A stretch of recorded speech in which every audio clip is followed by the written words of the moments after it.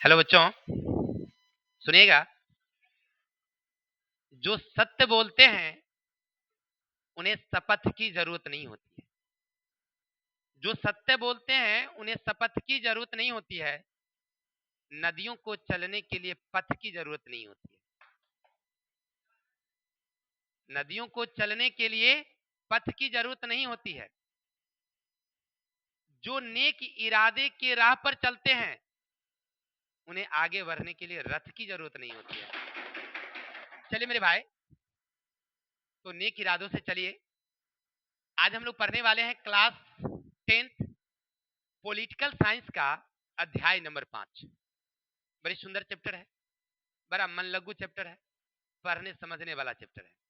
जब सुनेंगे तो अच्छा लगेगा। तो करना क्या है, ध्यान से सुनिए, क्योंकि हमारी बिहार की कहानी हमारे घर की कहानी होगी। ठीक है, तो घर की कहानी के साथ चलेगी, पंचायत की चलेगी बात, तो इसलिए थोड़ा सा ध्यान से। ठीक है, नाम है बिहार में पंचायती राज एवं नगरीय संस्थाएं, चैप्टर है। आज चलेगा पार्ट 1, कल चलेगी पार्ट 2। अच्छा, कहानी क्या थोड़ा समझिएगा। यानी इस चैप्टर में हम लोग पढ़ेंगे क्या, पूरे चैप्टर में थोड़ा सा देखिए। हम लोग शुरू में पढ़े थे कि हमारे देश में संघीय शासन व्यवस्था लगी। कोई दिक्कत? तो संघीय का मतलब हुआ कि केंद्र में एगो सरकार रहेगी, एगो राज्य में रहेगी। लेकिन सबसे बड़ी बात कि गांव में जो लोग हैं उसको केंद्र के बारे में कैसे पता चले। तो वहां पर एक बात ध्यान दिया गया, ए भाई, हमारे संविधान निर्माताओं के सामने बड़ी समस्या कि भाई प्रधानमंत्री के चुनाव के समय गांव वालों का संबंध कैसे पता चलेगा, कैसे लोगों की भागीदारी होगी। तो उन्होंने वहां पर लगाया विकेंद्रीकरण। विकेंद्रीकरण का मतलब हुआ कि सत्ता में लोगों को जोड़ लेना। ठीक है, अर्थात हमारे देश में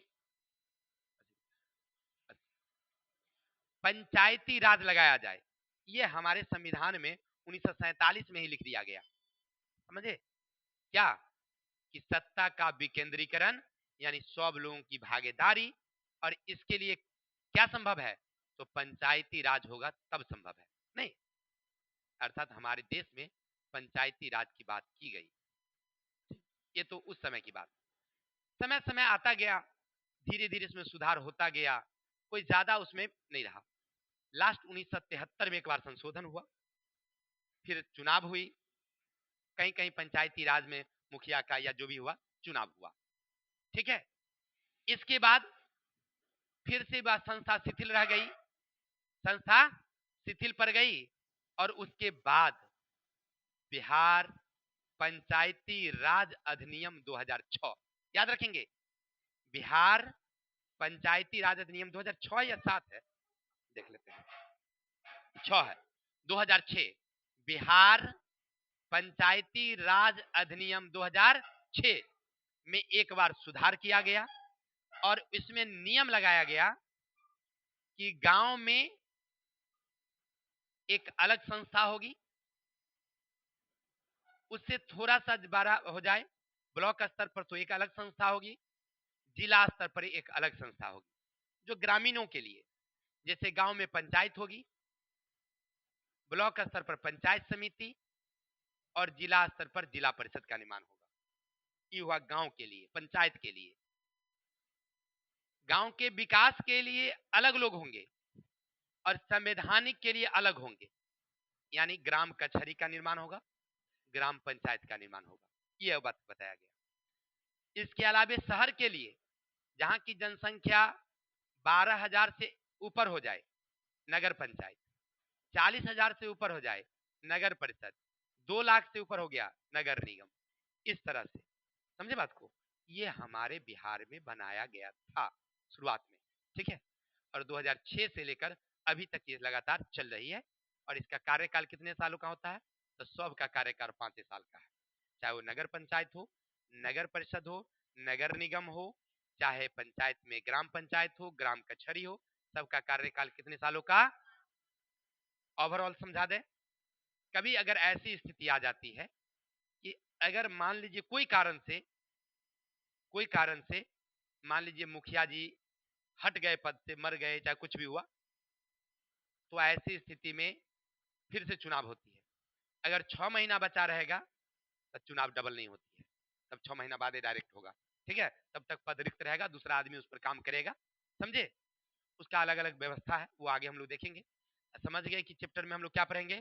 तब पढ़ेंगे ग्राम पंचायत, ग्राम कचहरी, नगर निगम, नगर परिषद और ये ग्राम सॉरी नगर पंचायत, नगर परिषद, नगर निगम। वहां पर भी 3 गो, इधर भी 3 गो। ठीक है, चलिए शुरुआत करते हैं हम लोग। पाठ परिचय चलेगी, तो पाठ परिचय तो आप पढ़ ही लिए पूरा पूरा कि हमको इस चैप्टर में क्या क्या पढ़ना है। ग्रामीण स्तर पर ग्राम पंचायत, प्रखंड स्तर पर पंचायत समिति और जिला स्तर पर। चलिए इतना समझ गए। अब चलते हैं बिहार में पंचायती राज संस्थाएं।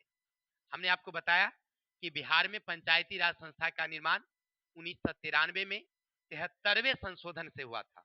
यहाँ से एक ऑब्जेक्टिव पूछ सकता है आपसे कि बिहार में पंचायती राज शासन का निर्माण कब से शुरू हुआ? तो 1993 के 73वें संशोधन। ठीक है, यहाँ से शुरू होता है, याद रखेंगे। इस बात को बिहार सरकार ने बिहार पंचायत राज अधिनियम 2006 के अनुसार 3 स्तरों में इसको बांट दिया गया। ठीक है, जिसको संवैधानिक मान्यता दिया कि निर्माण हो सकता है, चुनाव हो सकता है। तब दो क्वेश्चन ऑब्जेक्टिव, बिहार पंचायती राज अधिनियम कब पारित हुआ? 6। ठीक है, अब बिहार में पंचायती शासन कब चालू हुआ? तो 1973, 73वें संशोधन में। ठीक है, इतना ध्यान रखना। अब चलते हैं ग्राम पंचायत क्या है। देखिए, देश की आजादी के बाद से ही पंचायती राज व्यवस्था का निर्माण हो चुका था और समय समय पर इसमें संशोधन होता रहता था।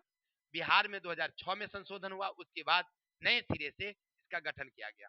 देखिए, हम शुरू में बताए कि जब देश हमारा आजाद हुआ 1947 के संविधान में ही लिख दिया गया कि सत्ता का विकेंद्रीकरण होगा, अर्थात पूरे देश में पंचायती राज संस्था आएगी। उतना अमल नहीं हुआ उस समय में। ठीक है, बाद में धीरे धीरे सुधार हुआ, तो फिर 1973 में एक बार हुआ इस पर विचार, बात फिर पुरानी हो गई, बात खत्म हो गई। फिर 1993 में विचार हुआ, फिर वो बात खत्म हो गया। नहीं समझे बात? यानी होता है और फिर विचार खत्म। लास्ट में 2006 में हमारे बिहार में इस पर विचार किया गया कि नहीं नहीं, मुखिया का चुनाव, पंचायत का चुनाव होना चाहिए, तब पंचायत का विकास होगा, तब सत्ता का विकेंद्रीकरण प्रमुख रूप से होगा। तो नए सिरे से वहां पर गठन किया गया। चलिए अब चलते हैं ग्राम पंचायत का गठन। आपसे कोई पूछे कि ग्राम पंचायत कैसे बनता है, तो याद रखिए, जहां की आबादी 7,000 से अधिक हो जाए तो उसमें एक ग्राम पंचायत का निर्माण होता है। तो आबादी की तरफ, ग्राम पंचायत बनने के लिए आबादी कितनी? ग्राम पंचायत बनने के लिए आबादी, ऑब्जेक्टिव पूछता है, याद रखना है। ठीक है, ग्राम पंचायत के लिए कितनी आबादी?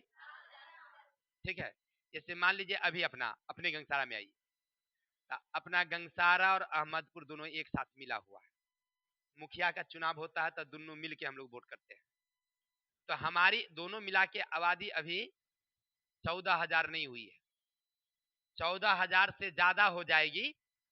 मान लीजिए वोटिंग, वोटर लिस्ट में नाम, तब क्या किया जाएगा? हमको बांट दिया जाएगा। गंगसारा एक अलग पंचायत हो जाएगा, अहमदपुर एक अलग हो जाएगा। समझ में आई बात? ये बांटने का किसको अधिकार दिया गया है? तो जिला के अधिकारी, जिला दंडाधिकारी को ही आदेश है, यानी संविधान में लिखा गया है कि वो अपने हिसाब से कोई पंचायत बना सकता है, उसका नाम बदल भी सकता है। जैसे अभी अपने पंचायत का नाम है गंगसारा अहमदपुर पंचायत, मान लीजिए, अगर उसको लगेगा कि नहीं इसको दूसरा नाम रखना चाहिए तो बदल भी सकता है। कौन? जिला दंडाधिकारी। उसको लगेगा कि यहाँ की आबादी 14,000 हो गई है, दोनों गांव मिला हुआ एक साथ में बहुत ज्यादा आबादी है, ऐसा करते हैं दूगो पार्ट कर देते हैं, तो दूगो बना देगा, एगो गंगसारा एगो अहमद। समझ में आई बात? तो ये सब, तो अब इतना समझ गए कि 7,000 की आबादी पर या उसके निकटतम रहेगा तो एक ग्राम पंचायत का गठन होता है। तो ग्राम पंचायत के गठन के लिए क्या तरीका है, सोच समझिए। जैसे अपने गंगसारा को ही ले लीजिए, अहमदपुर को ले लीजिए, क्लियर? तो जितनी आबादी है उस आबादी में वार्ड बांट दिया जाता है। 500 पर एक वार्ड होता है, 500 की आबादी पर एक वार्ड।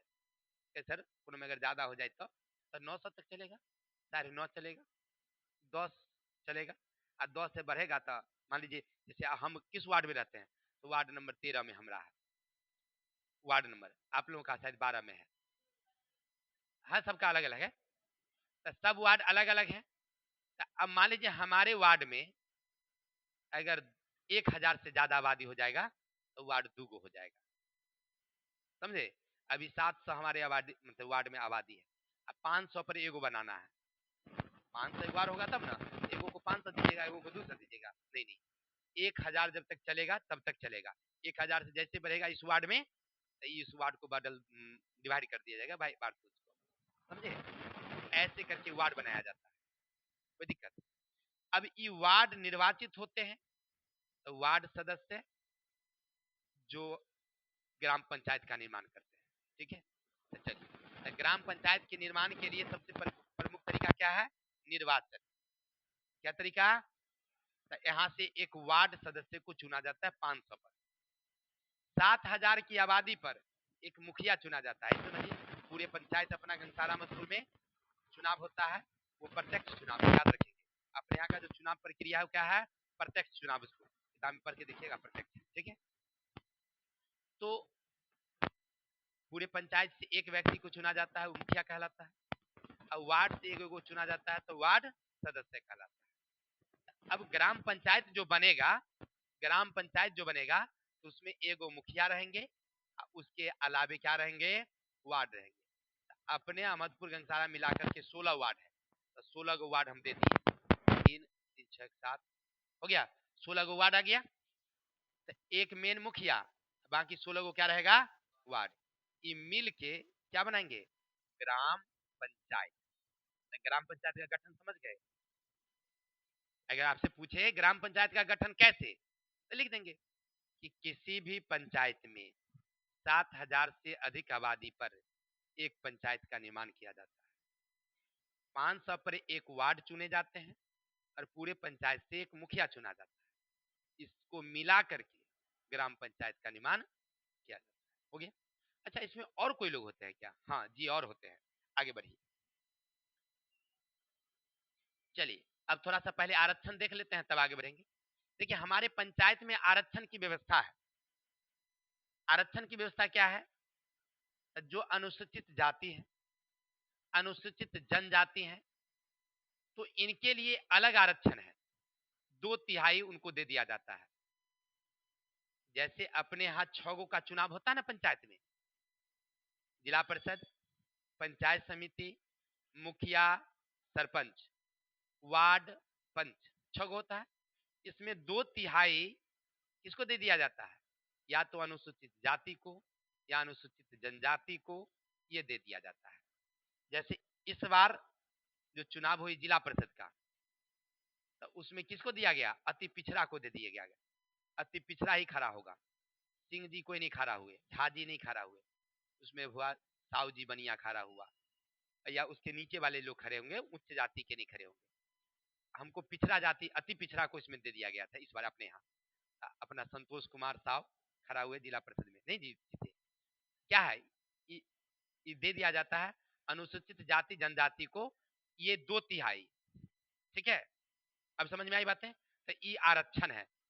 यही आरक्षण सब जगह है, चाहे वो ग्राम कचहरी हो, सुनिए, या ग्राम पंचायत हो, सब जगह आरक्षण इसी तरह से, चाहे नगर निगम हो उसी तरह से। सुन लीजिए, आरक्षण सब जगह एक है, कैसा कि कोई भी चुनाव में अनुसूचित जाति, अनुसूचित जनजाति, चाहे कोई भी पिछड़ा वर्ग है, उसको 2/3 सीट मिलेगी, ठीक है। जो अनारक्षित सीट है उसमें 50% महिला मिलेगी, उसमें 50% महिला, अपने बिहार की बात करेंगे तो। बाकी जो बच गया उसमें 100, नहीं समझे बात, मैंने महिला को सब जगह 50 रख दिया गया है। वो सुरक्षित तो वो अलग ही है, महिला सब में खड़ा हो सकती है, समझे बात। जैसे कि अनुसूचित जनजाति दे दिया या अनुसूचित जाति दे दिया, तो वो तो दे दिया, तो उसमें के महिला पुरुष सब, अगर ये कह दे महिला तो महिला खाली खड़ी होगी, और कहीं कह दिया सीधे जनरल तो महिला खड़ी हो सकती है। अब महिला का दिया था, पुरुष नहीं समझे बात। महिला को प्राथमिकता समझिए। यहाँ 50% तो पहला महिला है, उसको तो अपन बपौटी है। वो महिला जो है 50% में ओकर बपौटी है, ओकरा में किसी का हिस्सा नहीं। आप पुरुष वाला जो बच गया 50, वो में वो टंगरी पसार लेती है, वो में खड़ा हो जाती है कि हम खड़ा होंगे नहीं बात को। ये हमारे यहाँ व्यवस्था है। चलिए, तो आरक्षण समझ गया ना। देखिए, महिला को कितना 50%, शेष बच्चे अनारक्षण में, उसमें भी 50 महिला, माई समझे। यानी महिला का अपने बिहार में आपसे पूछेगा, बिहार पंचायती राज अधिनियम में महिला का आरक्षण कितना, 50%। याद रखेंगे एकदम ध्यान से। देखिए, दूसरा में नहीं है, दूसरे पंचायत में नहीं है, मतलब दूसरे राज्य में, ये अपना बिहार में है कितना। चलिए, अब कार्यकाल कितना होता है समझिएगा। अभी तो तुरंत बताया कि उनका कार्यकाल 5 सालों का होता है। मान लीजिए 5 साल में चुनाव हो जाना है, नियम ये है। बाय द वे 5 साल में नहीं हुआ तब 6 महीना उसकी अवधि को बढ़ाया जा सकता है। 6 महीना के बाद वो मुखिया का कार्यकाल अपने आप खत्म हो जाएगा। नहीं समझे। जैसे ये अपना दिसंबर महीना मुखिया जी का कार्यकाल खत्म हो जाएगा, तो चुनाव हो जाना चाहिए दिसंबर से जनवरी तक में, लास्ट डेट है। लेकिन बाय द वे किसी कारण से, आपातकाल, कोरोना या कुछ भी कारण से बाय द वे चुनाव नहीं हुआ, तो क्या होगा, 6 महीना मुखिया जी को बढ़ाया जाएगा, उनका कार्यकाल 5.5 साल का हो जाएगा, 5.5 साल काम कर लेंगे। लेकिन फिर भी अगर नहीं हुआ तो तब वो निष्क्रिय हो जाएंगे, तब वो मुखिया जी का कोई वैल्यू नहीं रहेगा। समझे। यही काम सरपंच में भी होता है। समझ में आई बात। चलिए आगे। अब ग्राम पंचायत के अंग कौन कौन है देखिए, जो ग्राम पंचायत के गठन में भाग लेते हैं। तो सबसे पहले ग्राम सभा। तो ग्राम सभा क्या है, तो गांव के जो प्रधान होते हैं यानी मुखिया जी, वो गांव में जाएंगे, गांव में घोषणा करवाएंगे कि आम सभा यानी ग्राम सभा की बैठक है, आप सब आदमी वहां पर जुटिए। सुनते होंगे कभी कभी डंका से, कभी माइक से ऐलान कर दिया जाता है कि भाई पंचायत भवन पर ग्राम सभा की बैठक हो रही है, आप लोग वहां पर उपस्थित होइए। तो सब जनता उसमें जाते हैं। यानी कहने का अर्थ है कि आप भी जा सकते हैं, हम भी जा सकते हैं, यानी जिनको वोट देने का अधिकार है। कहने का अर्थ है कि ग्राम सभा का सब हम लोग सदस्य हुए। इस पंचायत के जितने नागरिक हैं जिनको वोट देने का अधिकार है, यानी जिनका व्यस्क मताधिकार है, वो क्या कहते हैं, मतदाता सूची में जिनका नाम है, वो ग्राम सभा का सदस्य है। कोई दिक्कत। कहने का अर्थ है ग्राम पंचायत के निर्माण में किसका योगदान, सब लोगों का। हो गया। अब आगे बढ़िए। अब वहां पर एक निगरानी समिति बनती है। कहां पर, वही आम सभा में, कि मुखिया जी काम कर रहे हैं कि नहीं कर रहे हैं, सही कर रहे हैं कि नहीं कर रहे हैं, कितना घोटाला कितना बचत, इसके लिए निगरानी समिति बनाई जाती है। निगरानी समिति में जो सदस्य होंगे, याद रखिएगा, अपने पंचायत का नहीं होगा, कोई दूसरे पंचायत से लाया जाएगा। क्या, ये भी होता है नियम वहां पर, निगरानी समिति। और कई समितियां होती है जो मुखिया के कामों का क्या करेगा, वो देख रेख करेगा। तो निगरानी समिति समझ गए, पूछा जाए कि निगरानी समिति किसे, मुखिया हो, नगर परिषद हो, चाहे जो भी होगा, सब जगह काम के देख रेख के लिए, सही काम हो रहा है कि नहीं हो रहा है, किसी को कठिनाई तो नहीं, इसकी जांच के लिए एक समिति बनाई जाती है, उसको क्या बोलते हैं हम लोग। और ये निगरानी समिति में सदस्य जो होते हैं वो पंचायत के नहीं होते हैं, बाहर के सदस्य होते हैं। क्लियर। अब चलते हैं दूसरा। तो पहला ग्राम सभा समझ गए। ग्राम पंचायत के गठन में सबसे प्रमुख कौन, ग्राम सभा। तो ग्राम सभा में सब सदस्य है, जितना है पंचायत के लोग सब उसका सदस्य है। तो सब लोग कहाँ पहुंचे अभी, पंचायत भवन पर। तो हम सबों का नेतृत्व करने वाला कोई होगा ना, तो वो होगा मुखिया जी। तो मुखिया जी का चुनाव कैसे होता है, तो बता दिए, पंचायत में प्रत्यक्ष चुनाव द्वारा। कोई पंचायत है, प्रत्यक्ष चुनाव द्वारा हम लोग उनको वोट देंगे। मुखिया जी जो सबसे ज्यादा बहुमत वाला लोग होता है, उनका कार्यकाल कितने का, 5 साल। उनका काम वही ग्राम सभा का अभी क्या करेंगे, अध्यक्षता करेंगे। जितनी सरकारी काम होगी घोषणा, वो हम लोगों को सुनाएंगे कि ये सब काम आया है। फिर जांच के लिए मतलब विकास के लिए योजना तैयार करेंगे, सबको प्रस्तुत करेंगे। जैसे मान लीजिए हम मुखिया खड़े हो जाएंगे, अपने यहाँ का मुखिया पहली बात तो शिक्षित नहीं है, उनको कुछ नहीं आता है।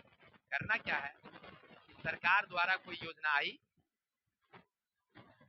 आम सभा बुलाइए, आम सभा में आप सब लोगों के सामने में ये बताइए कि गलसारा जो मुख्य मार्ग है काली मंदिर से लेकर के कर्पूरी स्कूल तक जो रोड है उसके कालीकरण की योजना आई है, जिसकी चौड़ाई इतनी, लंबाई इतनी, मोटाई इतनी बनानी है, ठीक है ना, और इसके लिए इतना रुपया का आवंटन हुआ है। ये बताना मुखिया का काम है, ठीक है, ताकि आप लोगों को भी जानकारी मिल गया कि इतना काम हमारे पंचायत में आ गया, समझे। ये प्रदर्शन। इसके अलावे अब काम आगे हमको क्या करना है, सरकार से क्या मांग करनी है, तब विकास योजना तैयार करना हमारा काम है। मान लीजिए हम मुखिया बनेंगे, हम विकास योजना तैयार करेंगे कि हमारे पंचायत में एक पुस्तकालय का निर्माण होना चाहिए, क्लियर है। आप लोगों से हस्ताक्षर करके हम लोग ब्लॉक में दे देंगे, नहीं ब्लॉक को कागज को आगे बढ़ाएगा, बिहार सरकार पास जाएगी, बिहार सरकार आवंटन करेगा, फिर हमारे पास आएगा वो पैसा, नहीं आएगा तो हम बताएंगे आप लोगों को कि देखिए हम लोग जो पंचायत पुस्तकालय के लिए जो योजना दिए थे वो पास होके आ गया, इतना रुपया आवंटन हुआ है। अब हम लोग पंचायत भवन के पास में ही जो सरकारी भूमि है उस पर हम लोग पंचायत पुस्तकालय बनाने वाले, नहीं समझे बात। ये काम करना किसका काम, मुखिया का। ये सब वहां पर होता है लेकिन ऐसा होता ही नहीं है, सब घोट माट कर देता है, वो अलग बात है। चलिए, तब मुखिया का काम है ग्राम सभा की क्या करना, बैठक बुलाना, अध्यक्षता करना, जितनी सरकारी कागजात हुआ उसको सुरक्षित रखना उसी का काम है। पिछले काम का ब्यौरा देना, नया काम के लिए आवंटन करना, नहीं समझे बात। पिछला काम जो आप कालीकरण वाला पैसा लिए, इतना खर्चा किए, वो भी बताना आपका काम है, ये समझे आप। हाँ भले आप ट्रक लाए थे खरीद करके गिट्टी वाला 17,000 में, आप कह दीजिए 21,000 में लाए, वो तो अलग बात हुआ, नहीं, लेकिन आपको बताना होगा कि आपने कालीकरण में जो आप 36 लाख रुपया उठाए सरकार से, कालीकरण में खर्चा कहाँ कहाँ, ये घोषणा घोषणा करना आपका काम है वहां पर, ठीक है ना। चलिए, इतना समझ गए, ये सारा काम प्रशासनिक काम उसी का है। चलिए, समय समय पर सौंपे गए कार्य का निष्पादन, सरकार जो काम देती है उसको, जैसे भी बताए कालीकरण, पुस्तकालय का निर्माण, जैसे हम मुखिया बनेंगे तो सबसे पहले अपने भी गांव में वो लाइब्रेरी खोलेंगे, ठीक है। अपने पंचायत में बहुत पीछे है पंचायत, ना तो गांव में कोई वकील है, ना ही वो जमीन का रजिस्ट्री करने वाला स्टार्ट है, ठीक है ना, ना अमीन है जांचने वाला। हमने विचार किया है कि इस सब की संख्या बढ़ानी चाहिए, ठीक है ना। तो जब हम बनेंगे तो इस सब के लिए अलग से एक संस्था बनाएंगे ताकि ट्रेनिंग देंगे और लोग आगे बढ़ेंगे, ठीक है। अपने पैसों से बच्चों को पढ़ाएंगे ताकि बच्चा जो है वकील बने, जो बनने वाला होगा। हंसने की बात नहीं, लाइब्रेरी तो हम खोलबे करेंगे, जल्दी खोलेंगे, नहीं नहीं अपना पैसा से खोलेंगे, मुखिया को छोड़ दीजिए। चलिए, खोल रहे हैं। अच्छा, लाइब्रेरी समझते हैं ना, बच्चा लोग वहां पढ़ने के लिए बैठते हैं, अपना पढ़ते हैं बैठ करके, वैसा खोलेंगे, तुरंत खोलेंगे तुरंत। चलिए अब चलते हैं उप मुखिया, सुनिए, तब मुखिया का तो चुनाव हो गया, अब उप मुखिया का चुनाव। तो उप मुखिया का जितने वार्ड सदस्य भी खड़ा हुए, सब जीते वार्ड सदस्य 16 वार्ड, 16 वार्ड में फिर से कोई व्यक्ति उप मुखिया के लिए अपना नामांकन करता है कि हम उप मुखिया में, मान लीजिए उसमें से 3 आदमी 2 आदमी खड़ा हो गया, तब वोटिंग होगी। अगर एगो खड़ा हुआ तो निर्विरोध जीत गया, उप मुखिया हो ही गया क्या। लेकिन मान लीजिए 2 गो खड़ा हो गया, 3 गो खड़ा हो गया, 16 गो में वोटिंग होगी। अगर 2 गो खड़ा हो गया, दोनों को 8-8 वोट दिया, तब जानते हैं मुखिया भी चुनाव करता, मुखिया भी वोट देता है, मुखिया भी वोट देगा लेकिन वार्ड सदस्य की तरफ से ऐसे। अगर मान लीजिए कि जहीं 17 गो वार्ड होगा, मुखिया देगा तो 18 हो गया, और 9-9 हो गया तो फिर से चुनाव हो गई। जी नहीं, तब लॉटरी सिस्टम होती है। जैसे मान लीजिए हम भी पद पर खड़े हैं, तानिया भी उसी पद पर खड़ी है हमारा विरोध में, हाँ, इसको भी 8 को वोट मिला, हमको भी 8 को मिला। अगर उसको 9 को मिल जाता तो ये जीत जाती, लेकिन ये जीती नहीं, बराबर बराबर हो गए। तब लॉटरी लगेगा। अब वहां पर जो सरकारी कर्मचारी होंगे वो दो एगो गोली बनाएंगे, हमारा एगो गोली बनाएंगे इसका नाम का, ठीक है ना, रखवाएंगे, उठाइए, हमारा नाम उठ गया, कोई मान लीजिए कोई बच्चा से सपोज दैट, तो हम हो गए, तानिया का उठ गया तो तानिया बन गई, ये समझे बात को। लॉटरी सिस्टम, लॉटरी सिस्टम ये बनता है कब, जब बराबर हो जाता है तब। चलिए, फिर से डबल चुनाव नहीं होता है, उप मुखिया का चुनाव हो गया है, समझे, यानी मुखिया के बाद उप मुखिया। इसका काम क्या है? तो जब मुखिया जी नहीं रहेंगे तब सारे कार्य देख रेख करना किसका काम? मान लिया कोई मुखिया है, अचानक उनकी मृत्यु हो गई, सपोज जैसे पिछले साल हुआ ना, रायपुर मुखिया दीपन साहनी की पत्नी थी मुखिया, वो अचानक मर गई। चुनाव का बच चलता 6 महीना, तो चुनाव होगा फिर नहीं चुनाव होगा। तो उस समय जो उप मुखिया था, मुखिया वाला सारा काम किया, जो भी मुखिया का काम वही करती थी। फिर उप मुखिया जब मतलब फिर से चुनाव हुआ तो फिर जो इसका चुनाव में जीत हुआ अपना हुआ। लेकिन ऐसी स्थिति में उप मुखिया का काम, ठीक है, ग्राम पंचायत के गठन में पहला ग्राम सभा, तब मुखिया, तब हो गया उप मुखिया, एगो निगरानी समिति। अब आगे पंचायत सचिव ये भी भाग लेता है उसमें, वहां पर रहेगा बैठल पंचायत सचिव, यानी सरकारी कर्मचारी होता है। जैसे देखिए राज्य में मुख्यमंत्री जनता चुन के भेजा, मंत्री सबको जनता चुन के भेजा, सरकार द्वारा एगो चुना के आता है उन्हें से राज्यपाल, राज्यपाल बैठल रहता है, सब योजना वही लाके देता है। नहीं समझे? अभी जो हम यहाँ से योजना तैयार करेंगे कि हमारे पंचायत में कालीकरण होनी चाहिए, सड़क पुलिया का निर्माण होना चाहिए, मान लीजिए ये योजना हम तैयार किए, ये कौन लेके जाएगा ब्लॉक? हम जाएंगे, पंचायत सचिव जाएगा, वो सरकारी कर्मचारी होता है, वो बैठल रहता है वो वहां पर, उसका ड्यूटी है कि ले जाएगा, फिर वहां से योजना आएगा वो तू लेके आएगा कि पंचायत में आपको ये योजना आई है। पंचायत सचिव कौन होता है समझ गया ना? सरकारी कर्मचारी होता है, वेतनमान होता है, तो सरकार द्वारा नियुक्त होता है, उसका काम है पंचायत की देखरेख करना। ठीक है, योजना को सरकार तक ले जाना, सरकार द्वारा योजना को फिर से मुखिया तक ले आना, ठीक है ना, मीडिएटर का काम। अब ग्राम रक्षा दल, गांव में वो रक्षा दल भी होता है जिसको चौकीदार अपना लोग कहते हैं। ऐसे तो चौकीदार का वैल्यू खत्म हो गया है, पहले चौकीदार होता था, रात में हम लोग दरवाजा पर सोते थे बच्चा में, 12 बजे 1 बजे रात में जागते रहिया हो, हाँ ऐसे करके, है ना, पहले बोलता था। अब ये सब नहीं होता, अब सब खत्म कहानी, क्या अब लोग अपने जागल रहता है, समझे? ग्राम रक्षा दल, इसमें 18 से 30 वर्ष की आयु के लोगों को नियुक्त किया जाता है। तो इसका काम है गांव की सुरक्षा करना, चाहे वो आगजनी हो, चोरी डाका हत्या हो, किसी समय में लोगों की मदद करना। और देखिए एक प्रकार का ऐसा नहीं कि चौकीदारी, ये में समूह होता है, जितना 18-30 वर्ष का लोग है सब उसमें शामिल हो जाएगा, सदस्य रहेगा। अब मान लीजिए किसी की शादी भी आई है, कोई परेशानी है तो उसको मदद करे, नहीं होता है। सपोज समझ कि कोई अपने पंचायत में एकदम गरीब तबका का लोग क्या, और उसके बगल में आस पड़ोस में टोला में कुछ दबंग लोग हैं, दबंग लोग जो उनके साथ ज्यादातर गलतियां करता है, मारपीट, उसको एक शंका है कि हमारी लड़की की शादी है, ये संता जरूर करेगा, 10 को होता है सब जगह। देखिए कहीं कहीं ऐसा होता है कि लड़की वालों को चलने नहीं देता, वहां पर 4 गो चक्का रहता है ना, वो रहता है बदमाशी करता है, बराती को मारपीट करता है। उस समय में किसका काम? ग्राम रक्षा दल का, वो 10-20-50 को जो लड़का रहेगा वो जा करके बाराती तक के विदाई तक खड़ा रहेगा वहां, ताकि 4 गो चक्का को खड़ा होने नहीं देना है, समझे बात?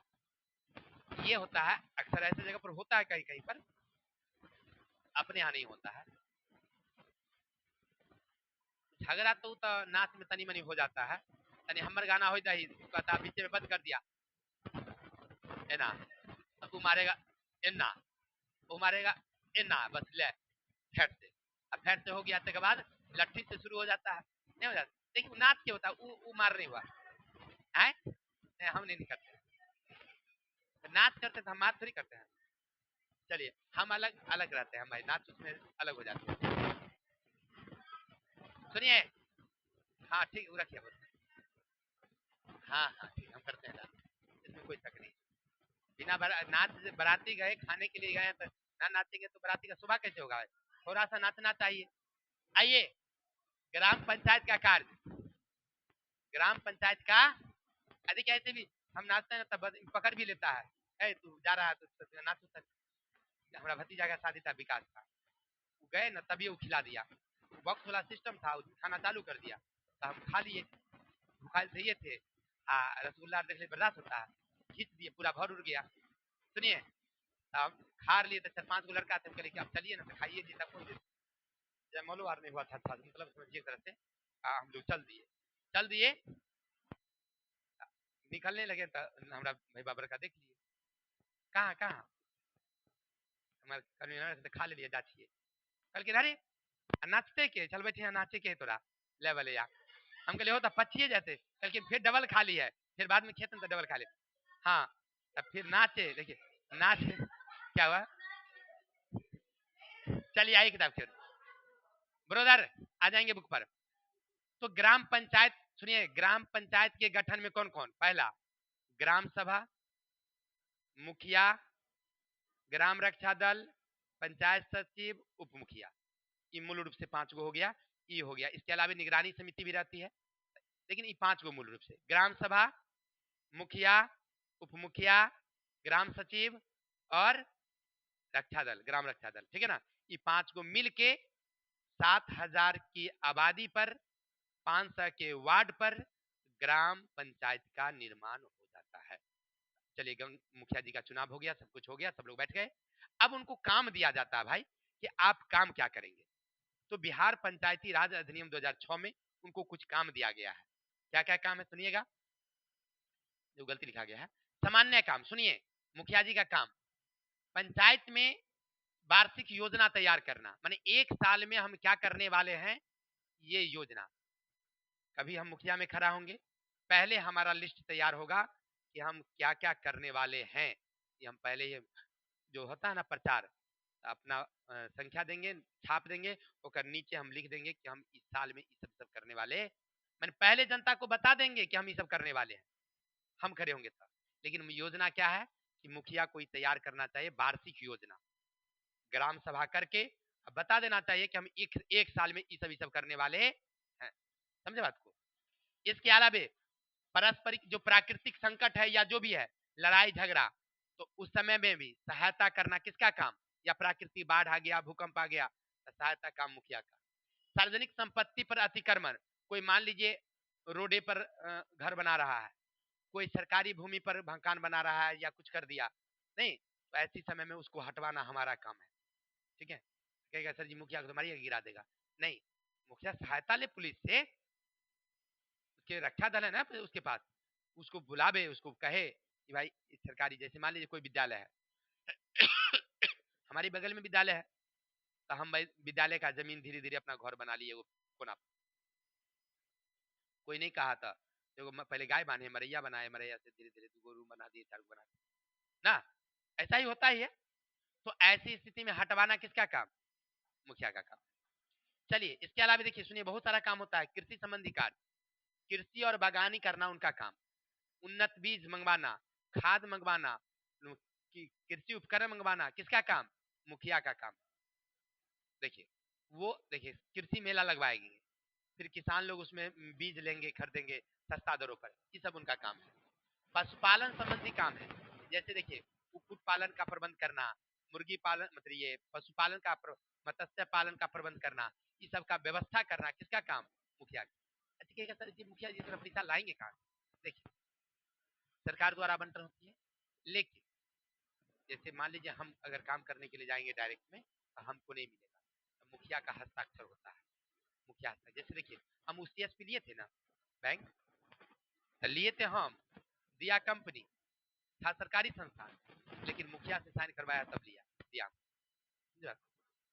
कहने का अर्थ है कि उसी तरह से आप अगर कोई भी मुर्गी पालन कुक्कुट पालन या जो भी शेड्यूल बना रहे हैं तो उसमें मुखिया का हस्ताक्षर जरूरी है मुखिया की भागीदारी नहीं हुआ तब मुखिया उस पर ध्यान देगा तब ना मान लीजिए हम योजना में ब्लॉक से हमको मिला आदेश कि आप अपने पंचायत में शेड बनवाइए जितना शेड बनवा सकते हैं पशु के तो हम आप लोगों को कहेंगे तब ना कि सब लोग शेड बनाइए पशु के लिए मुर्गी पालन खोलिए नहीं शेड का मतलब शेड में गौशाला जहाँ पर गाय मवेशी पाला जाता है घर रूम कमरा उसके लिए नहीं नादी उदी का व्यवस्था मुर्गी पालन का आया योजना मुर्गी पालन बोलेंगे योजना इसको बताएं समझाएंगे तब ना सरकार के द्वारा इतना पैसा मिलेगा करो मुर्गी पालन अपना मुर्गी पालन करेगी ठीक है देखिए ये काम मुखिया का है करवाता है लोग जो अच्छे मुखिया है अरे भाई अपने यहाँ का मुखिया बोलता है तो क्या बताए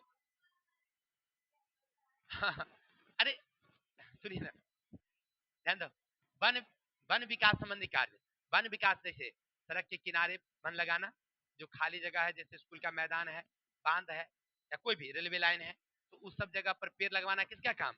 मुखिया का काम है, वो मुखिया करेगा। इसके अलावा उद्योग धंधे संबंधी कार्य, छोटे छोटे उद्योग, मिनी उद्योग, ये सब लगवाना किसका काम? हम जब होंगे तो जरूर मुखिया वाला काम, उद्योग तो जरूर लगवाएंगे गाँव में। बहुत सारे उद्योग हैं, आप लगाते नहीं है, करते नहीं है, करवे नहीं करते हैं। नहीं, देखिए, आप अगर करेंगे ना तो बहुत सारा उद्योग है यहाँ पर, तो आप कर सकते हैं। छोटा है, कम पूंजी भी है और रोजगार भी है, सहायता नहीं आ रहा है वहां से। आप उद्योग करेंगे ना, जैसे मान लीजिए हम चाहते हैं कि अभी मसाला उद्योग खोलना, सपोज समझिए, लेकिन मुखिया जी का क्या योगदान? जी हाँ, है। अब हम इस पे लाइसेंस लेने जाएंगे कहाँ? संग्रहालय में, तो वहां पर हमको पहले ही साइन मांगेगा मुखिया, होगा कि नहीं? क्योंकि भागीदारी हो गई, तो ये साइन करेंगे, ये पहले साइन करके दे देंगे, तो हम वहां जाएंगे तो हमको काम हो जाएगा। फिर वहां से हमको लोन आवंटन होगा या जो भी होगा, हमको लाइसेंस मिल जाएगा कि आप खोल सकते हैं। इसमें भागीदारी मुखिया का हुआ ना, मुखिया प्रोत्साहित कर सकते हैं कि आप फलाना उद्योग खोलिए, फलाना चीज खोलिए, आपको लाभ मिलेगा। नहीं, उसमें आपको जो कमी होगी हम बताएंगे या सहायता करवाएंगे, लोगों को प्रोत्साहन मिलता है। जैसे आप ही हैं, बैठे हुए हैं, हमारे मित्र थे, हम लोग अपने क्लास साथी में सब रोजगार में लग गए। एक हमारा दोस्त था, क्लोज फ्रेंड, वो ना बैठा हुआ था, शादी हो गया, एक बच्चा भी हो गया, बैठा हुआ था, उसकी पत्नी से बात होती थी। नहीं होता, जब मान ले शादी नहीं हो, मतलब लड़का को कमाता नहीं है ना, तो उसका वैल्यू नहीं होता ना। उसकी पत्नी बड़ा मायूस थी, एक दिन बोली कि आप लोग कुछ ध्यान नहीं देते हैं दोस्त पर। तो हम कहे क्या बात है भाई?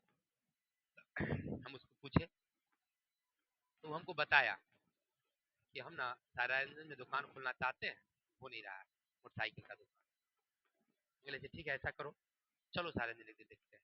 हम खुद गए उसके साथ, जा करके संजोग से एक पहचान का आदमी था मेरा, उसके पास गए ना, इत्तेफाक लक उसको कहे तो वही आदमी का हमारा पास रूम है, ले दिला दीजिए, तो वही रूम दे दिया। उसी समय फिर जा करके 10,000 रुपये में प्लाई उलाई खरीद करके रखवा दिए, रूम का चाबी दिलवा दिए, 500 रुपये का महीना, कागज बनवा के दुकान खोल दिया। ये समझे बात?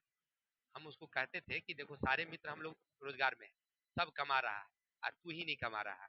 बातचीत अक्सर होते रहता था उन लोगों से, थोड़ा सा जब बोलते थे तो हमको भी थोड़ा हर्ट लगता था कि भाई देखो कमाता नहीं है, अच्छा सब हो गया तो फिर खर्चा वर्चा भी थोड़ा होना चाहिए। नहीं, वो बहुत मायूस रहती थी औरत, क्योंकि उसका पति कमा नहीं रहा भाई। तो ऐसी स्थिति में ना हम लोग मदद किए, उसको नहीं किए। और उसके बाद वो पैसा हमसे मांगा, ब्याज पर देते हैं, तो हम कहे कि ना, पैसा देंगे ना तो दोस्ती टूट जाएगा, तुमको हम ब्याज पर देंगे तो तुमको लगेगा कि ब्याज पर दिया, तुमको अखराएगा। हम फ्री देंगे, तुमको लगेगा कि, हमको लगेगा कि हम फ्री दिए हो, इसलिए ऐसा नहीं करें। ऐसे आज लोग कल दो, ये अलग चीज है। ऐसे तुम कहेगा 10,000 50,000 हमको दे दीजिए, वो नहीं होगा, तुम गड़बड़ा जाएगा। चलिए उसकी कहानी चलेगी। आइए तो शिक्षा समझे, सार्वजनिक काम भी करना उसका काम है। सार्वजनिक समझ रहे हैं ना, जैसे कोई पुस्तकालय का निर्माण करना, जैसे अभी हम बताए, लाइब्रेरी, इसके अलावा वो क्या कहते हैं, खेल मैदान, ये सब बांध का निर्माण करवाना, ये सब उनका काम। इसके अलावा शिक्षा संबंधी कार्य, स्कूल में शिक्षक की नियुक्ति करना, उनके बाद पढ़ाई हो रही है कि नहीं जांच करना, ये सब किसका काम? लेकिन मुखिया जी जाते हैं कभी? कोई भी नहीं कर सकता। क्या सही बता रहे हैं? अरे हम लोग होगा तो जरूर स्कूल में पहुंचेंगे। कौन शिक्षक नहीं पढ़ाएगा भाई? तब बताइए। सुनिए, लोक स्वास्थ्य परिवार कल्याण संबंधी, देखिए परिवार कल्याण संबंधी कार्य करना, समझ रहे ना, जैसे बच्चा उच्चा का मतलब औरत का बंध्याकरण ऑपरेशन होता है, तो ये सब काम करना किसका काम है? मुखिया जी। मुखिया जी जाएंगे जोरे जोरे की? नहीं नहीं नहीं नहीं, ये सब नहीं, मतलब व्यवस्था प्रबंध करना। सुनिए, प्रबंध करना, प्रबंध करना किसका काम?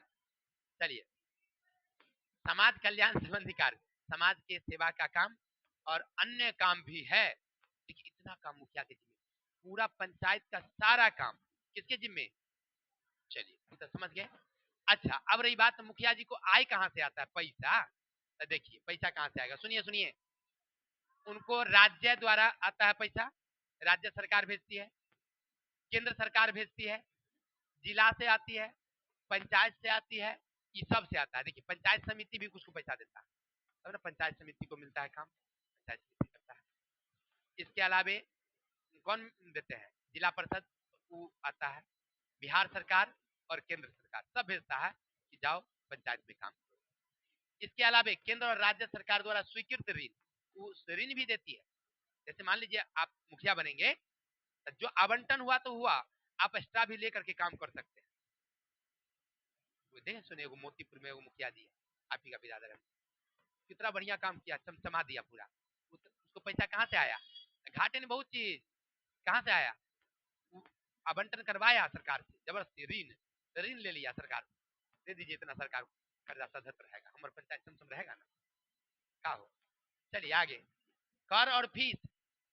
मान लीजिए कोई पंचायत में कोई हाट लग रहा है सरकारी भूमि पर, जैसे अभी मान लीजिए हम मुखिया बने, तो हम अपना जो पंचायत भवन के बाद उधर खाली जगह है, उस जगह पर जहाँ पर दुर्गा मंदिर है, वहां पर हाट लगवा देंगे। तो हाट लगवा देंगे तो पैसा आएगा कि नहीं आएगा? कर वसूलेंगे तो उससे हो जाएगा। वहां पर 25-30 को रूम बनवा देंगे, तो उससे भी टैक्स आते रहेगा, कर महीना फी, तो वो मान लीजिए उससे भी पंचायत का काम चलते रहेगा। इसके अलावा ग्राम पंचायत के अधीन विद्यालय, अस्पताल, औषधालय, संस्था कोई भी है, उससे भी आय आती है, उससे भी, समझे। कोई पंचायत भवन अपने, तो सरकार तो वहाँ डॉक्टर नियुक्त कर दिया अस्पताल में, दवा आ गया, लेकिन आप जब जाइएगा इलाज कराने तब 5 रुपया लगेगा, नहीं होता है, पैसा कहाँ जाएगा? तब पंचायती का ना होगा, नहीं। इस तरह किसी न्यायिक से प्राप्त आय, जैसे मान लीजिए कोई न्याय अपने यहाँ से करवाया न्यास, उससे भी, और दंड के रूप में वसूला गया राशि, इससे भी किसका काम? ठीक है, ये हो गया मुखिया जी का काम, समझ रहे हैं ना।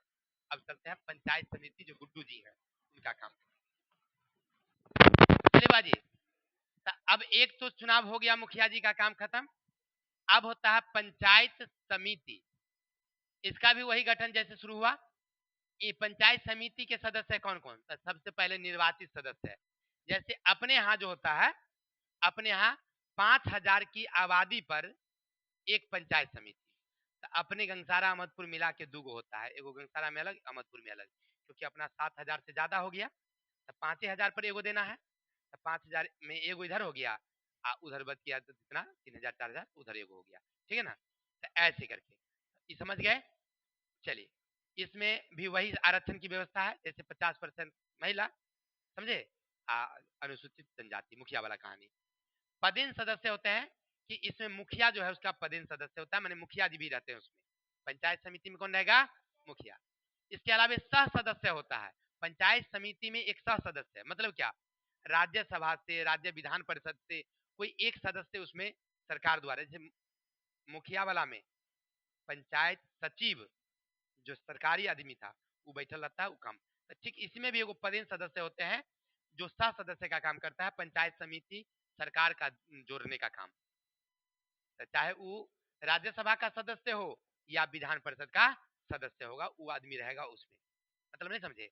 जैसे अपना पूरे सरायरंजन में जितना पंचायत समिति है, अपने यहाँ से गुड्डू कुमार, नहीं, अहमदपुर से कुंदन राय जी है, वो ऐसे करके रायपुर किशनपुर सब सरायरंजन में जब बैठेंगे तब पंचायत समिति, तो वहां पर उसके अध्यक्षता करने के लिए एक व्यक्ति होना चाहिए ना, वो रहेगा अध्यक्ष, वो यही सब मिल के चुनेगा, वो आगे देखेंगे।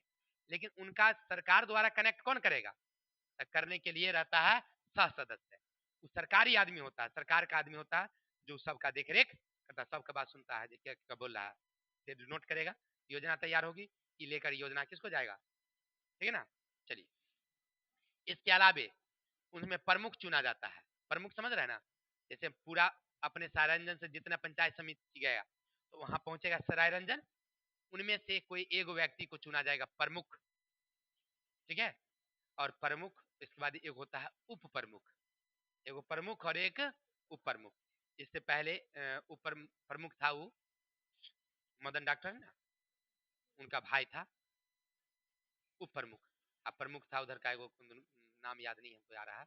अच्छा, तो क्या होता है, ये सब मिल के आपस में, जैसे मुखिया वार्ड चुन के क्या बनाया, उप मुखिया, तो इसी तरह जितना पंचायत सचिव है समिति, वो सब मिल के अपना एगो अध्यक्ष चुनता है जो उसका नियंत्रण करता है, एगो उपाध्यक्ष यानी उप प्रमुख चुन लिया। अब इसका काम क्या, तब सेम वही बात, सेम वही कहानी, मुखिया जी वाला काम, बिजली का प्रबंध, रोशनी का प्रबंध, साफ सफाई का प्रबंध, पुल पुलिया का निर्माण, शिक्षा संबंधी कार्य, नगर निगम नहीं मतलब जितना काम मुखिया का है वही पंचायत समिति का भी कमोबेश काम है। ठीक है, लेकिन इसमें एक चीज होता है, प्राकृतिक आपदा के लिए वो 25,000 रुपए तक की राशि स्वीकार करता है। इसको ज्यादा पावर मिला हुआ है इसमें, क्या कि कोई प्राकृतिक आपदा है तो कितना उसको मिलेगा, 25,000 राशि। कार्यपालक पदाधिकारी, सरकार पंचायत समिति के कार्यपालक पदाधिकारी के रूप में काम करता है और उप समाहर्ता स्तर के किसी पदाधिकारी को नियुक्त कर देता है, जैसे अभी बताए नियुक्त कर देता है। वही आकर के सारी योजना को ले जाता है सरकार के पास, सरकार से दिया गया आवंटन को फिर पंचायत समिति तक लाने। तो कोई ज्यादा दिमाग लगाना नहीं है, सिर्फ वही कहानी। जैसे मुखिया वाला सुनिए, 5,000 की आबादी पर एक पंचायत समिति, पंचायत समिति पूरा ब्लॉक से इकट्ठा हुआ कहाँ, सार्वजनिक, उन सब में उसकी अध्यक्षता करने के लिए एक अध्यक्ष अपने में चुनता है वोटिंग द्वारा, जैसे वोट दिया जिसको ज्यादा वोट हुआ वो अध्यक्ष हुआ, और एक उसको कहते हैं उप प्रमुख, उप प्रमुख चुनता है। हो गया। अब इसकी बैठक होगी तो सब सदस्य, पंचायत सचिव, अध्यक्ष, उपाध्यक्ष यानी प्रमुख, उप प्रमुख, और साथ में सरकार का एक कोई आदमी रहेगा, चाहे वो ग्राम सभा का सॉरी विधानसभा परिषद का सदस्य रहे या विधानसभा का सदस्य, कोई एगो सदस्य उसमें रहेगा, सरकार द्वारा मनोनीत। सब मिल के बैठक विचार करेगी। ठीक, काम क्या है उसका, तो उसका भी वही काम, सड़क का निर्माण करना, पुल पुलिया का निर्माण करना, पैदल का निर्माण करना, बाग बगीचा लगाना, यानी जो मुखिया जी का काम है वही उसका काम। कोई डाउट? चलिए अब देखिए, ये तो समझ गए, सरकार द्वारा सौंपे काम वही बात, उद्योग धंधे का विकास, सार्वजनिक संबंधी, सामाजिक कल्याण, स्वास्थ्य, परिवार, शिक्षा संबंधी, सब वही काम है उनका भी। अब आय का साधन उसको कहा, तो जो मुखिया जी का साधन है वही उसका भी साधन है, सेम सेम। भू राजस्व का अंश, कर चुंगी, अधिकार, फीस, आय, सार्वजनिक हाट मेला से लगने वाले उससे कर, ठीक है ना, सेम मुखिया जी को तो सेम उतना ही उसको भी, कोई दिक्कत नहीं। अब चलते हैं जिला परिषद, तो जो मुखिया जी है वही जिला परिषद है, फिर समझिए, लेकिन वहां पर है 7,000 की आबादी पर। सुनिए, मुखिया जी का निर्माण कितना, पंचायत समिति का निर्माण कितना पर, 5,000, नहीं 5, हाँ 5,000, और जिला परिषद का निर्माण होगा 50,000 पर। अपने यहाँ 7 पंचायत मिल के एगो जिला परिषद संतोष कुमार को चुने हुए, नहीं तो जिला परिषद का निर्माण कितना, खाली बस ध्यान रखना। इसमें भी वही कहानी होती है। देखिए 50,000 की आबादी पर एगो जिला परिषद, तब पूरे समस्तीपुर जिला में जितना जिला परिषद हुआ वो कहाँ पहुंचेगा, समस्तीपुर, वहाँ एगो कार्यालय है, जिला परिषद कार्यालय, वहां बैठेंगे सब लोग। तो अब उसका एगो अध्यक्ष चुना जाए, ठीक है, तब ना कोई उसका नियंत्रण करेगा, तो वहां पर एगो अध्यक्ष चुना जाता है, एगो उपाध्यक्ष चुना जाता है, माने प्रमुख और एगो उप प्रमुख। हो गया। इसके अलावे उस संस्था के भीतर एक और व्यक्ति सरकारी अधिकारी होगा, माने सरकार चुनाव करवा दिया लेकिन एगो अपन आदमी को रखता है साथ में कि तू कुछ गड़बड़ तो नहीं कर रहा है, वो काम जो किया है वो सही से किया कि नहीं किया, ये जांच पड़ताल किसका काम, उसी का काम है। तो उसी तरह से विधान परिषद का सदस्य उसमें भी रहता है, कहां पर, जिला परिषद में, ठीक है। अच्छा, इसका कार्यकाल कितने दिनों का, सेम 5 साल, 5 साल पर सब खत्म हो जाता है, नहीं हो जाता है। अगर मान लीजिए कोई घटना घट जाती है तो 6 महीना पर फिर से चुनाव होने वाला है, तो बीच में चुनाव नहीं होगा। अगर नहीं होने वाला है, मान लीजिए ज्यादा दिन है, तो फिर से चुनाव होता है। अगर उसके बीच में चुनाव जब तक नहीं होता है तब तक उपाध्यक्ष, दोनों एक के बार अगर कहीं मर जाए तो अब मान लीजिए, मान लीजिए मुखिया जी उप मुखिया दोनों कहीं जा रहे थे, अचानक दोनों गड़बड़ा गए, अच्छा तब क्या होगा भाई बताइए, कुछ नहीं होगा। तब क्या होगा, एक उप प्रमुख की तुरंत नहीं, नहीं करे भोज होगा, बत बत ही है। सुनिए, उसके बाद पंचायत का काम कैसे होगा, तो जो पंचायत सचिव है, सरकार द्वारा मनोनीत व्यक्ति है, वो तुरंत एक उप प्रमुख मतलब उप मुखिया का चुनाव करवाएगा, फिर से उसी में जो बच्चल है उसमें से उप मुखिया का चुनाव होगा। 6 महीना अगर बचा हुआ है तब तक चुनाव नहीं होगी डबल में, उप मुखिया चुन लिया जाएगा उसी में से, वही देख रेख करेगा। लेकिन अगर 6 महीना से पहले अगर हो गया तो फिर से चुनाव होगा वहां पर मुखिया का भी, उप मुखिया, फिर से नया सिरा से सब कहानी, 6 महीना का मुखिया जी चुना जाएगा, ऐसा नहीं कि 5 साल के लिए, समझे।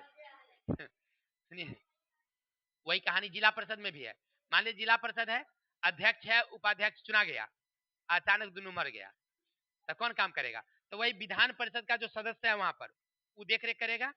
उसके बाद एक नया फिर से उपाध्यक्ष चुना जाएगा, हो गया, और उपाध्यक्ष से मिलकर काम करेगा। कब तक? 6 महीना तक। इस बीच में चुनाव हो जाना चाहिए, चुनाव नहीं हुआ तो उसका पद, अगर मान लीजिए अगर किसी का चुनाव अगर नहीं हुआ किसी कारण से, जैसे अभी शुरू में बताए, तो कितना दिन तक काम चलता रहेगा उसका? 6 महीना तक।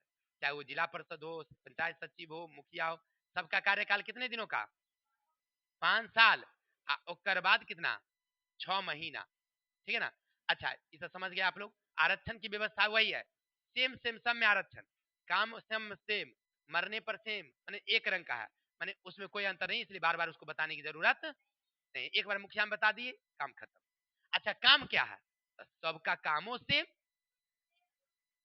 नहीं, बस फर्क ये है कि 50,000 पर जिला परिषद, 5,000 पर पंचायत समिति, 7,000 पर मुखिया, 500 पर वार्ड। ठीक है, चलिए सुनिए, सरकार द्वारा सौंपे गए काम, पहले तो सरकार जो कहती है वो काम करना है उसको। इसके अलावा कृषि सिंचाई संबंधी काम, वही बात मुखिया जी जो करेंगे, उपकरण मंगवाओ, बीज मंगवाओ, सिंचाई का व्यवस्था करो, नहर नहर बनवाओ, ये सब है कि नहीं, नाला। इसके अलावा उद्योग धंधे का विकास, नहीं, मान लीजिए हम जिला परिषद बन जाएंगे, क्या तो सब जगह जो है उद्योग लगवाएंगे, कहीं बिजली उद्योग, कहीं कुछ उद्योग, कहीं कुछ उद्योग, नहीं। चलिए सुनिए, आए सुनिए ना, बनेंगे तब ना देंगे, तो अभी तू कह रहा है कि सर जी हम रुपये चाहिए। अरे यार समझा रहे हैं ना, अपना पर उदाहरण लेके, यार तो समझ ही नहीं रहा है। सार्वजनिक संबंधी काम, सार्वजनिक समझ रहे हैं ना, पुस्तकालय का निर्माण करना, पुल पुलिया का निर्माण करना, सड़क बनवाना, शुद्ध पेयजल का प्रबंध, रोशनी का प्रबंध, क्या है कि नहीं, अस्पताल बनवाना, ये सब किसका काम? अरे मुखिया का, पंचायत समिति का, और जिला परिषद का, नहीं है। अच्छा, अपने यहाँ जिला परिषद निर्गुणी जी थे, तो वो इसके दरवाजे पर बनवाए ना सड़क जी, तनिके को सड़क बनवाए तो बनवाए, हाँ, तेरा दरवाजा पर जो सड़क ढल निर्गुणी जी ढलाना है।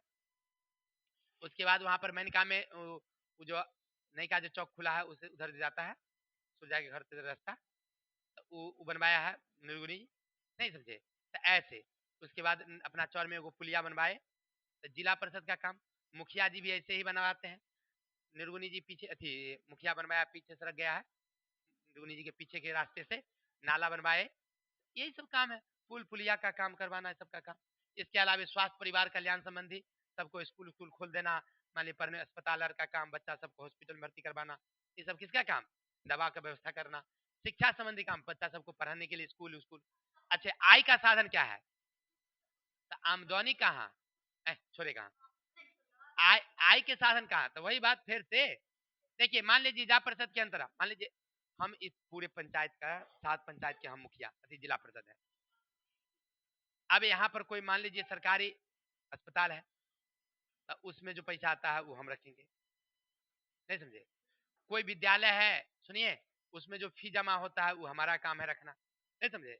इसके अलावा सार्वजनिक कोई हाट लगता है, बाजार जहाँ सरकारी जगह पर, तो उसका कर वसूलना हमारा काम है, हम उसमें ठीका होता है। ऐसे जैसे नरघोगी है ना, नरघोगी, तो नरघोगी में जानते हैं ठीका लगता है जी, बोली लगता है, हाँ ठीका, मतलब पेठिया का हाट का पैसा उछलता है एक आदमी, लेकिन वो सरकार द्वारा बोली लगता है, तो वो लेता है, वो समस्त अपना सारे में बिंदी मेडिकल नहीं है, बिंदी मेडिकल वाला लेता है सब दिन कर वसूलने।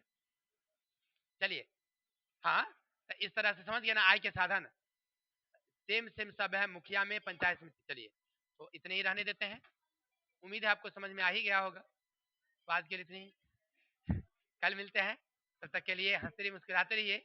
जय हिंद, जय भारत।